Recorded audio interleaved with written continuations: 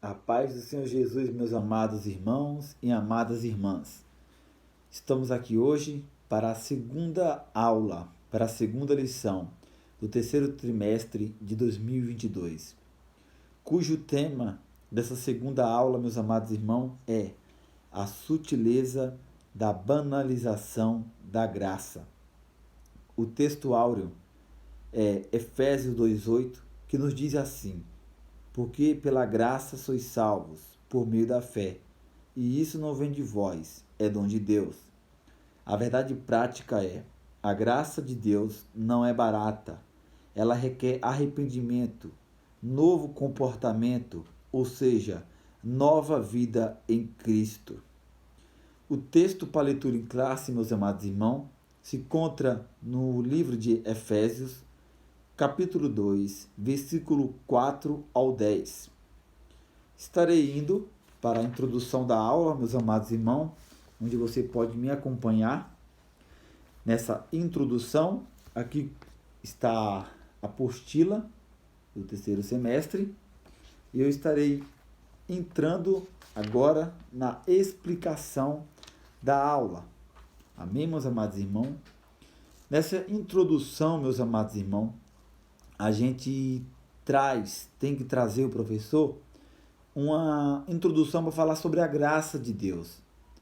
E algo que eu quero pontuar aqui, meus amados irmãos, é que onde a graça de Deus, há a misericórdia de Deus. Onde a misericórdia de Deus está, a graça de Deus também está, meus amados irmãos. Porque ambas andam juntas, meus amados irmãos. Então, o que é a misericórdia de Deus? É Deus não nos castigando, amados irmãos, como merece os nossos pecados. E o que é a graça de Deus?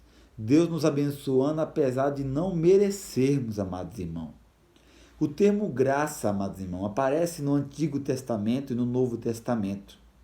Encontramos a palavra hebraica no Antigo Testamento, em Êxodo 33:13, a palavra é em, que traz um sentido de favor imerecido. Já no Novo Testamento, conforme o dicionário Bilcon, a graça é o amor espontâneo de Deus, ainda que imerecido para o homem pecaminoso. É revelada supremamente na vida, na morte e ressurreição de Jesus Cristo. Nesse aspecto, meus amados irmãos, observamos que a graça é absoluto, um dom de Deus otorgado à humanidade. Não há nenhum mérito humano em recebê-la. Então, nessa aula, nós vamos entender, conhecer o que é a graça de Deus e vamos também, meus amados irmãos, ver como desde lá de trás a graça muitas vezes vem sendo banalizada, ou vem sendo confundida, ou vem sendo, amados irmãos, diminuída. Hoje em dia, amados irmãos, tem sido apresentado uma graça sem o seu real sentido. E isso não acontece de hoje, já vem de antigamente, amados irmãos, onde vem acontecendo alguns erros doutrinários, alguns desvios teológicos sobre qual é o significado da graça, o que é a graça, como ela abrange no todo o seu ser, amados irmãos, na vida do ser humano, no mundo, no universo por inteiro. No ano 350 a 423, amados irmãos, depois de Cristo, existiu nessa época, amados irmãos, uma doutrina defendida pelo monge Pelágio da Britânia. Essa doutrina conhecida como o pelagianismo, que afirmava que não havia pecado original e que o homem poderia se achegar a Deus por vontade própria ou por seu próprio arbítrio. Em outras palavras, a humanidade pós-queda não teria herdado o pecado de Adão e nem tampouco dependia necessariamente da graça para ser salvo. Essa ideia foi considerada heresia no Concílio de Éfeso, 431 d.C. Então era uma doutrina onde, amados irmãos, não apresentava graça. A graça não fazia sentido algum na vida do ser humano. Uma segunda doutrina, amados irmãos, que surgiu foi no ano 354 a 430 d.C., conhecida como a doutrina de Agostinho, também conhecida como uma doutrina monegista, que defendia que no processo da salvação Deus opera em nós para fazer o homem reagir para aceitar a graça. Ele opera em nós tanto o querer quanto o efetuar. Deus faz e o homem reage à obra de Deus. O homem reage, mas não sozinho. Nessa visão, uns estão salvos e outros estão perdidos, mas os perdidos estão abandonados aos seus próprios prazeres, amados irmãos. Então, essa uma outra doutrina, conhecida como monergistas. Também temos, amados irmãos, a visão do calvinismo. João Calvino acreditava que Deus predestinou uns para a salvação e outros para a condenação. Uns nascem já salvos e outros nascem condenados. Um nasce já com o futuro que vão ser salvos, o outro já nasce, amados irmãos, sem saber, mas que eles não são predestinados por Deus. Deus escolhe uns para o céu e outros para o inferno. Essa é a visão do calvinismo. E isso não depende do homem, mas sim de Deus, que escolhe, amados irmãos. Dentro da visão aqui do segundo e terceiro ponto, do monergista e calvinismo, ambos se encaixam com a semelhança, que é uma vez salvo, salvo para sempre, amados irmãos. Também nós tivemos uma doutrina, uma visão, nesses períodos antigos, que é conhecida como sinergista. Surgiu de um grupo que não concordou com a doutrina monergista da predestinação. Os sinergistas acreditavam que o homem tem sim participação no processo da salvação, pois Deus não fez um monte de robô, meus amados irmãos. Deus fez seres humanos, racionais, com capacidade para pensar e escolher. Essa é a visão dos sinergistas. Para a Assembleia de Deus, amados irmãos, Belém, Madureira, a regra de fé deles, a doutrina de fé deles, se enquadra dentro da visão do arminianismo, que tem suas raízes da doutrina sinergista. Para o arminianismo,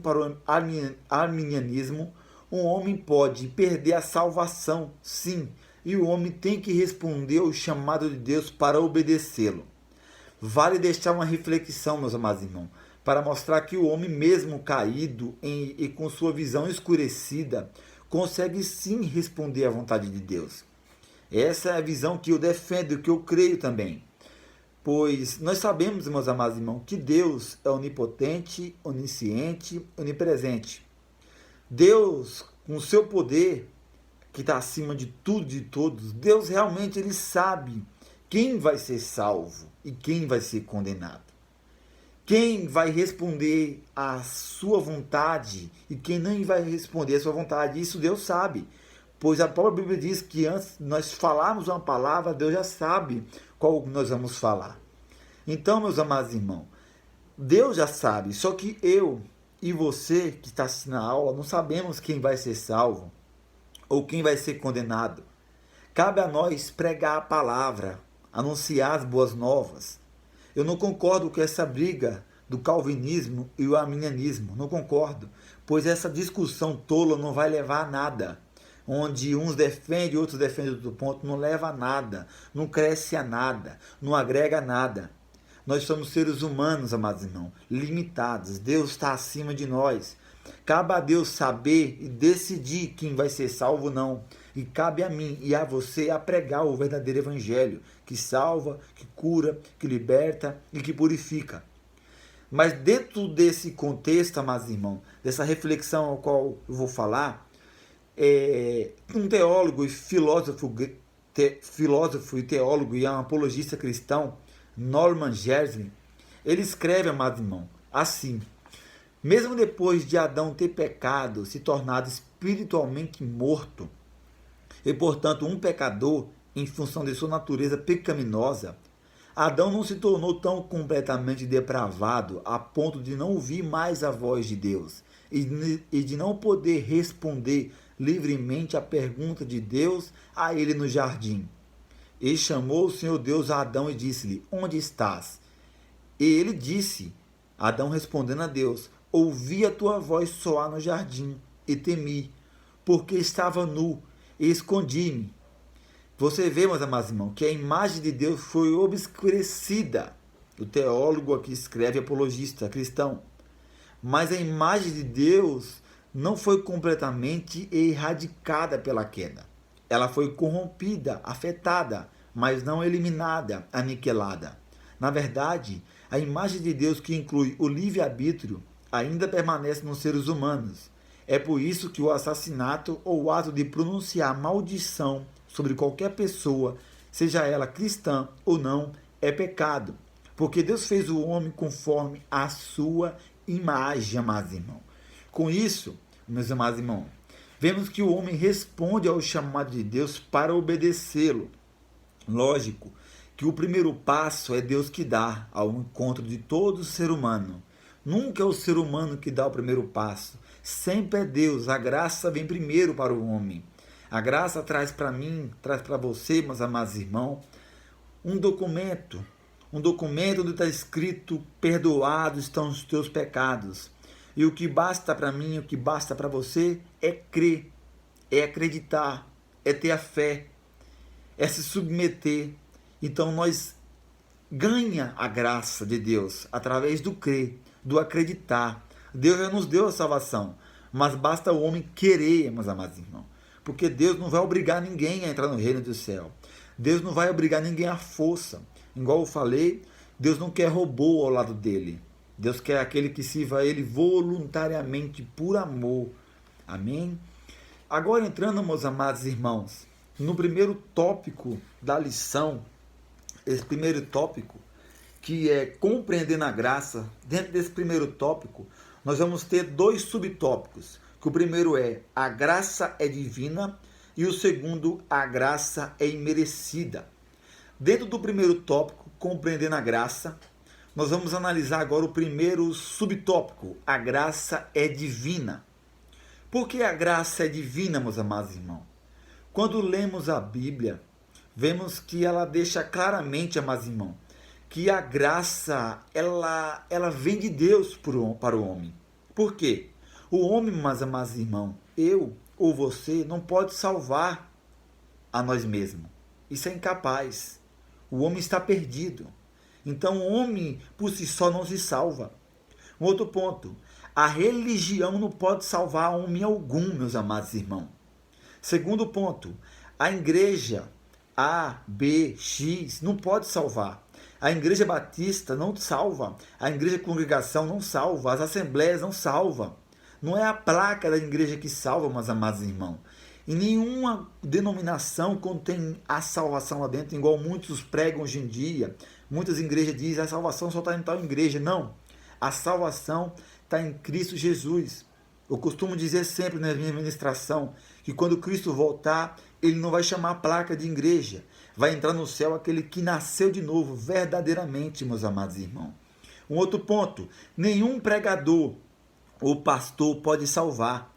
Muitas pessoas, amados irmãos, no final da ministração falam: eu ganhei 4 almas, eu ganhei 5 almas. Não, você não ganhou alma alguma. Quem ganhou foi Cristo. A palavra pregada, anunciada. Eu e você não ganha ninguém. Nós éramos perdidos, cegos. O que nós fazemos é pregamos a palavra. E a palavra, amados irmãos, se Deus quiser, penetra o coração e dá fruto da salvação. Um outro ponto: a salvação, meus amados irmãos, é Deus que dá, de acordo com o que está escrito em 1 Coríntios 1:21. Veja comigo, olha o que a Bíblia diz: visto que, na sabedoria de Deus, o mundo não o conheceu por meio da sabedoria humana. Agradou a Deus salvar aqueles que crê por meio da loucura da pregação. Então é Deus que salva. É Deus, amados irmãos, que traz ao homem a revelação da verdade. E o homem tem que responder se vai aceitar ou não a palavra, a verdade, o caminho e a vida. Partindo para o segundo subtópico, amados irmãos, aqui, nós vemos que a graça é imerecida. Nós vemos em Romanos, amados irmãos, 3:10, não há um justo, nenhum sequer. Nem eu, nem você, nenhum ser humano na terra merece ganhar a salvação. Por quê? Isaías escreve, amados irmãos, Isaías 64:6, mas todos nós somos como o imundo, e todas as nossas justiças como trapo da imundície. Essa palavra trapo no original significa pedaço de pano velho, usado, sujo e gasto. Em nós não há bem algum. Em nós, amados irmãos, não há virtude alguma. Em nós, amados irmãos, não há nada de bom e agradável que nos dá direito de herdarmos a salvação. O príncipe dos pregadores, Charles Spurgeon, ele disse que é mais fácil nós atravessarmos o Oceano Atlântico, amados irmãos, em um barco de papel, do que entrarmos no reino do céu com a nossa própria justiça. É impossível o homem chegar ao reino de Deus carregando um atributo dele mesmo que fez ele ganhar a salvação. É Cristo, é Deus que nos dá, mas nós não merecemos nada. Nós tínhamos, amados irmãos, uma dívida igual àquela do credor incompassivo, que devia 10.000 talentos, que está lá em Mateus 18, 24. E o seu Senhor o perdoou. E você tem ideia do tamanho da nossa dívida? Um talento nos tempos bíblicos era o equivalente ao salário de 15 anos de um trabalhador comum, que ganhava 1 denário por dia. Calculando, amados irmãos, a dívida desse homem, que ele devia 10.000 talentos, a dívida dele hoje, em reais, seria 54.750.000 reais. Impossível de pagar essa dívida. E você vê que ele não perdoou ao outro que devia ele, que era uma dívida muito pequena, amados irmãos. O que isso mostra? Os nossos pecados, nossos entre nós irmãos, amados irmãos, é muito pequeno comparado ao nosso erro, nossa falha que nós cometemos para Deus, contra a divindade de Deus. Então é a graça que nos salva, é a graça que nos torna filho de Deus. Não há mérito em mim, não há mérito em você. Amém? Vamos agora, meus amados irmãos, para o segundo tópico da lição, que é a graça no contexto bíblico.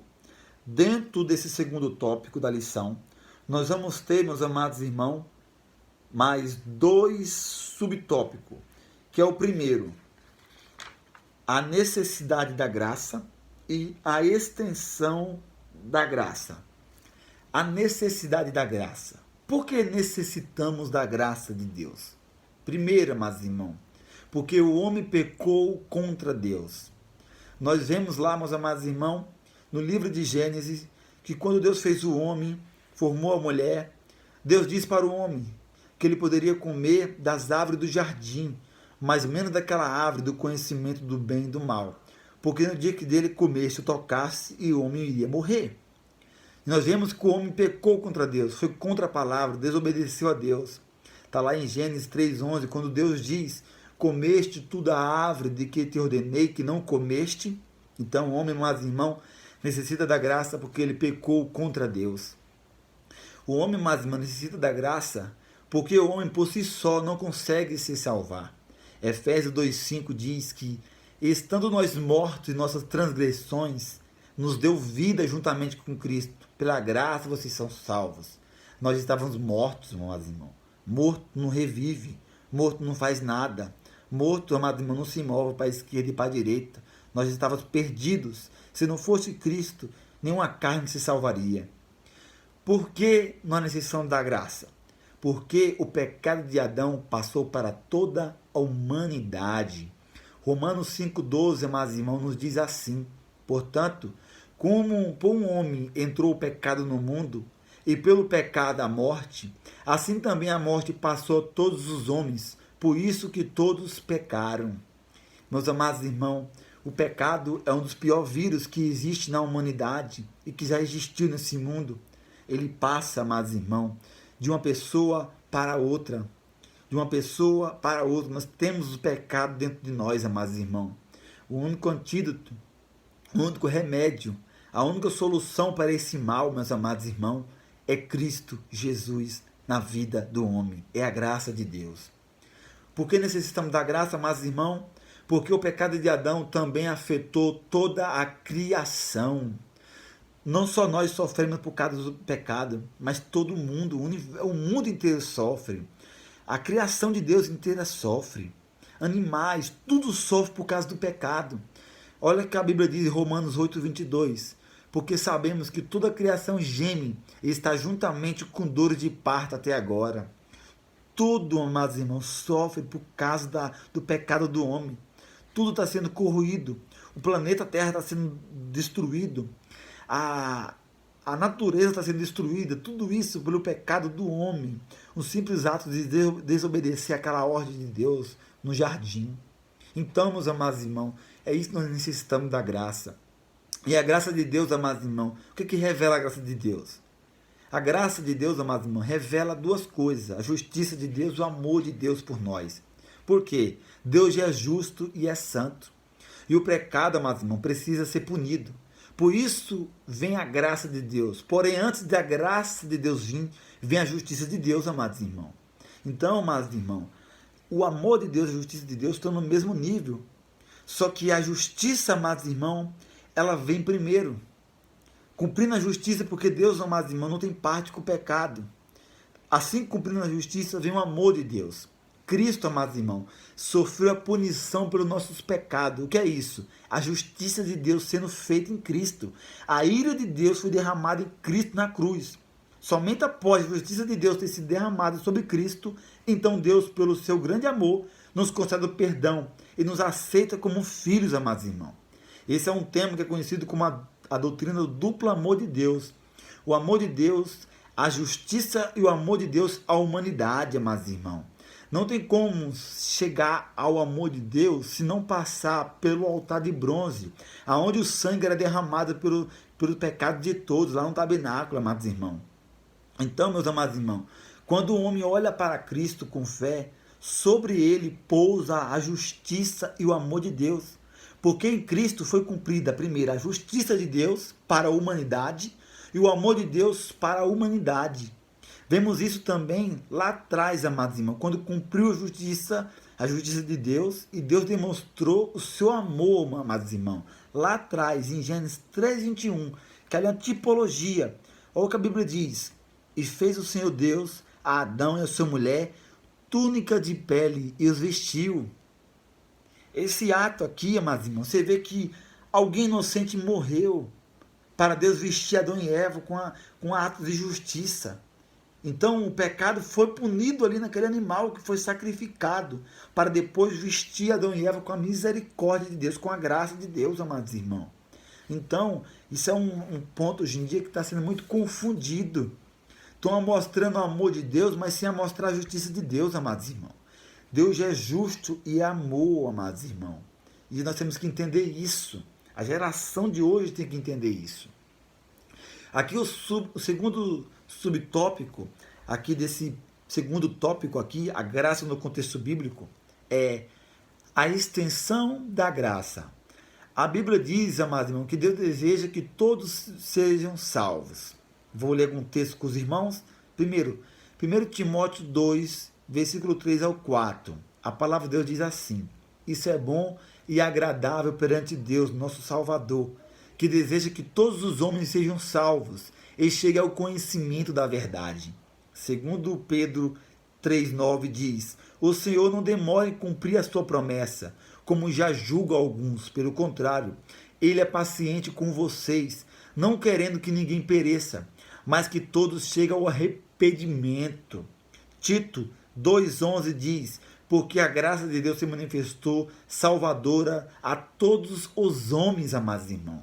Então, a graça de Deus, meus amados irmãos, ela é universal. Ela é dada para todos os seres humanos. Porém, a graça não é universalista, como essa doutrina ensina hoje em dia. O universalismo prega que todos serão salvos, independente de credo, de religião, arrependimento. Não se engane. A graça de Deus é para todos, amados irmãos. Porém, não é todos que serão salvos. A graça só se torna eficaz na vida daquele que crê e aceita Cristo como seu único e suficiente Salvador. Não é a graça de qualquer jeito não, meus amados irmãos. Você vê isso claramente no Evangelho de Lucas, capítulo 23, versículo 39 a 43. Um relato onde quando Cristo está na cruz, crucificado, e tinha dois malfeitores de um lado esquerdo e direito de Cristo. Olha o que a Bíblia diz: e um dos malfeitores que estavam pendurados blasfemava dele, dizendo: se tu és o Cristo, salva-te a ti mesmo e a nós. Respondendo, porém, o outro repreendia, dizendo: tu nem ainda temes a Deus, estando na mesma condenação? É nós, na verdade, com justiça, porque recebemos o que os nossos feitos mereciam, mas este nenhum mal fez. E disse a Jesus: Senhor, lembra-te de mim quando entrares no teu reino. E disse-lhe Jesus: em verdade te digo que hoje estará comigo no paraíso. Veja só, um foi salvo, o outro foi condenado. Por quê? É o crer, é o acreditar. Um blasfemou de Cristo, o outro creu em Cristo. Um defamou a Cristo, o outro acreditou em Cristo. Um não confiou em Cristo, o outro confiou em Cristo, amados irmãos. Então a graça é para todos, mas tem que crer, tem que acreditar. Marcos 16 diz que quem crê e for batizado será salvo, mas quem não crê será condenado. João 3,16 diz, o pequeno evangelho, porque Deus amou o mundo de tal maneira que deu seu Filho unigênito, para que todo aquele que nele crê não pereça, mas tenha a vida eterna. Tem que crer, amados irmãos. Muitos estão se enganando hoje em dia, está achando que Deus morreu por todos, você vive de qualquer jeito, não precisa mudar de vida, vai ser salvo. Está errado. Tem que entrar pelo caminho da cruz, pela porta estreita, meus amados irmãos. Partindo agora, meus amados irmãos, para o terceiro tópico, a graça no contexto da reforma, amados irmãos. Dentro desse contexto, nós vamos ter dois subtópicos. O primeiro é a corrupção da doutrina da graça. O segundo é a restauração da doutrina da graça. Dentro do primeiro subtópico aqui, a corrupção da doutrina da graça, vamos voltar um pouco no tempo atrás. Durante, amados irmãos, a Idade Média, a graça estava banalizada de uma forma terrível. Estavam vendendo a salvação. Era o que é isso? As famosas indulgências. A Igreja Católica, mas na época que dominava, tinha um enorme poder político e econômico. Nesta época, a Igreja também ficou conhecida pela venda de indulgência, ou seja, concedia o perdão divino para qualquer pessoa que pagasse por isso. Eles vendiam, mas irmão, o perdão dos pecados, vendiam a libertação do purgatório nessa visão que eles acreditam, vendiam terrenos no céu, vendiam bênçãos, amados irmãos, espirituais, dizia que você podia pagar para tirar a sua alma do parente, a alma do seu parente do inferno, do purgatório. Eles vendiam isso, amados irmãos. E foi uma época que a graça, amados irmãos, foi completamente banalizada. O sentido da graça se perdeu, amados irmãos. Se deixou passar. A graça de Deus nessa época, amados irmãos, não tinha sentido algum. O que Cristo fez por nós nessa época, amados irmãos, não estava valendo nada. Por quê? Porque a religião da época, aqueles que deviam ensinar o que era certo, amados irmãos, desviaram, se apostataram da fé, criaram outros meios, criaram outra cruz, criaram outro Cristo, criaram outro caminho, criaram outro jeito, amados irmãos. Banalizaram a graça de Deus. Isso é algo terrível, amados irmãos. Isso é algo maligno. Isso é algo mudando, carnal. Mas, pela graça de Deus, amados irmãos, Deus operou. E Deus mudou esse caminho. Agora entrando num segundo subtópico, que é a restauração da doutrina da graça, dentro do contexto ainda do tópico anterior. Nesse período, amados irmãos, surge um homem, no ano de 1369, conhecido como John Huss, um homem que se colocou contra os ensinamentos da Igreja Católica. Antes dele também teve outros, mas eu peguei desse ponto aqui. Ele se colocou contra os ensinamentos da Igreja Católica, que ensinava que a salvação poderia ser comprada, e contra outros ensinamentos da Igreja. Só que ele se colocou de tal forma, mas não contra, que ele chegou a ser excomungado, chegou a ser ameaçado, e em 6 de julho de 1415, ele foi queimado, amados irmãos, em uma fogueira, por não negar seus ensinamentos. Porém, antes de ser queimado, amados irmãos, segundo a tradição, dizem que ele falou: hoje vocês queimam um ganso. Essa palavra ganso aqui tem sentido de onde ele morava, a cidade que ele nasceu. Ele diz: hoje vocês queimam um ganso, mas daqui a alguns anos nascerá um cisne que vocês não poderão queimar e nem prender. E segundo alguns, essa profecia dele, quando ele estava sendo queimado na fogueira, se cumpriu, amados irmãos, cerca de 100 anos depois, que Lutero, amados irmãos, estava pregando as 95 teses na porta do castelo, aonde ele foi de encontro contra as indulgências e contra a corrupção da Igreja Católica, onde se deu início à reforma protestante. E um versículo que trouxe a luz da verdade para a vida do Lutero, amados irmãos, foi Romanos 1,17, mas o justo viverá pela fé. Lutero, amados irmãos, se colocou contra as indulgências, contra tudo aquilo que eles praticavam, que eram diversos erros teológicos, amados irmãos. Mas esse próprio Lutero se colocou contra, se colocou a favor da Bíblia, defendeu com unhas e dentes, amados irmãos. E aonde, amados irmãos, o sentido da graça veio ser refeito, veio ser arrumado. Aonde, amados irmãos, a graça tomou o seu rumo certo, da forma certa, amados irmãos. Aonde o próprio Lutero, amados irmãos, ele diz uma frase muito bonita, o Lutero, que ele diz assim que se nós seguirmos qualquer ensinamento que tiver, e esse ensinamento faça chover milagre todos os dias de nossa vida, deve ser rejeitado, amados irmãos. A Escritura deve ser acima de tudo. Lutero defendia isso com unhas e dentes, amados irmãos. E nós também temos que defender. Nós também temos que defender com unhas, com dentes, a santa palavra de Deus, amados irmãos. Partindo agora, meus amados irmãos, para o quarto e último tópico, amados irmãos, onde dentro desse tópico nós vamos ter dois subtópicos, que é a graça barateada e o valor da graça. Dentro desse primeiro subtópico, a graça barateada, a expressão graça barateada, meus irmãos, reflete a pregação e a vida de algumas pessoas que querem o Cristo Salvador, mas não querem o Cristo Senhor.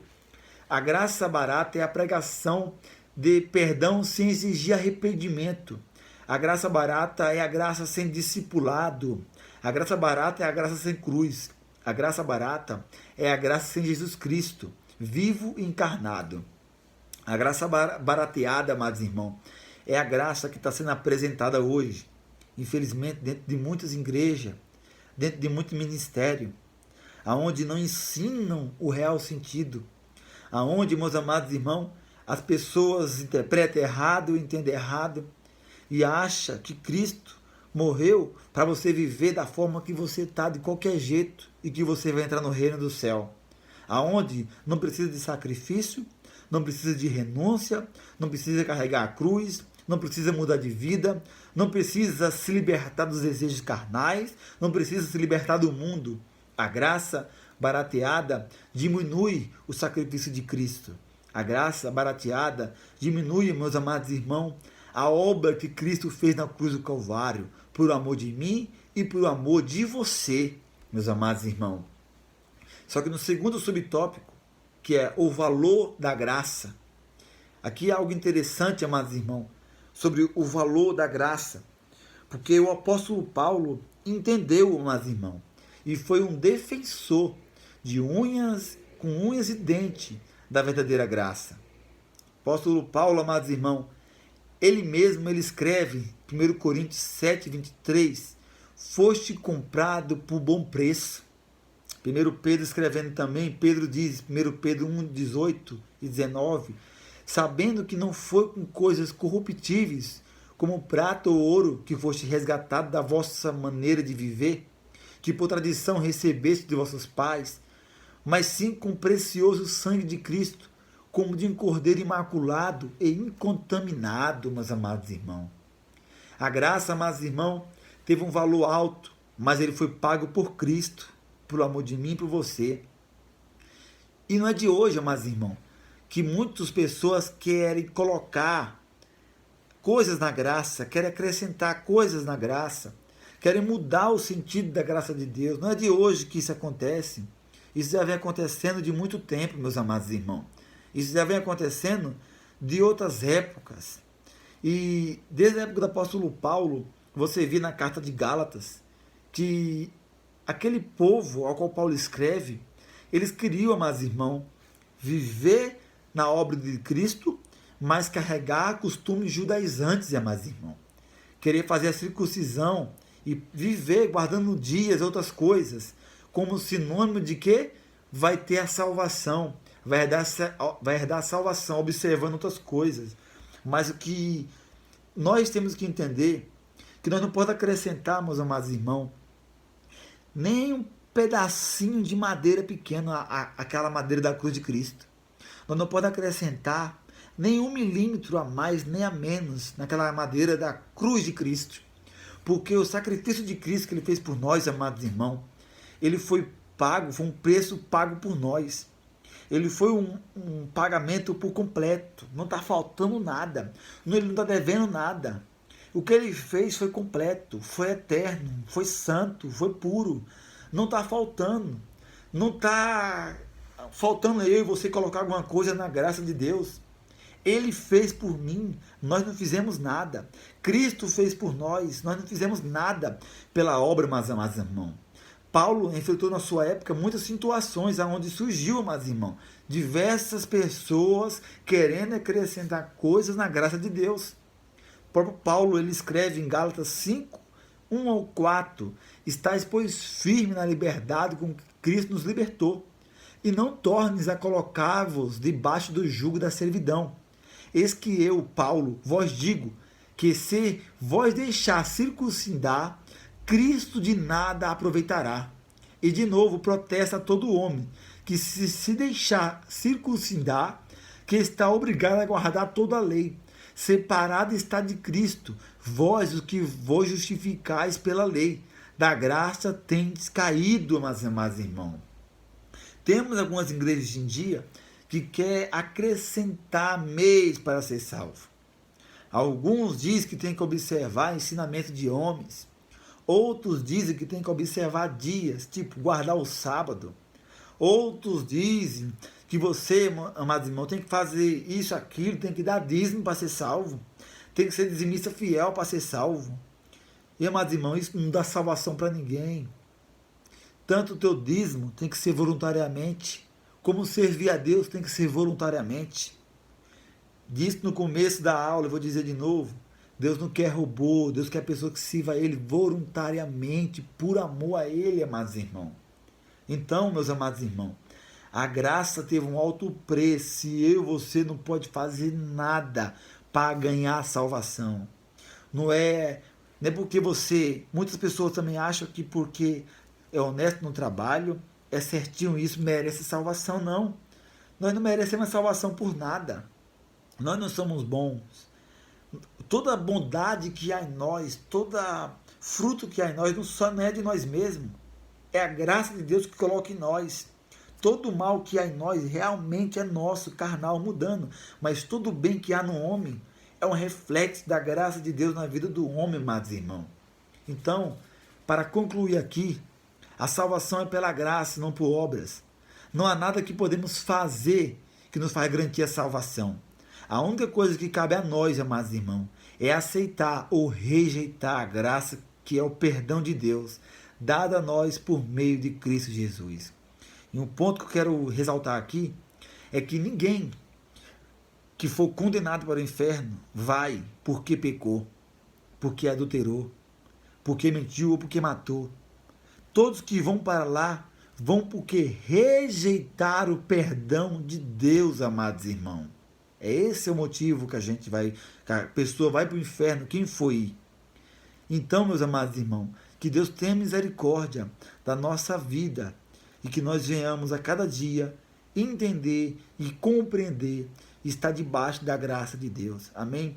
Que Deus abençoe você, que essa aula possa ter sido produtiva para você e que você possa seguir o canal, compartilhar e ajudar. No nome de Jesus. Amém?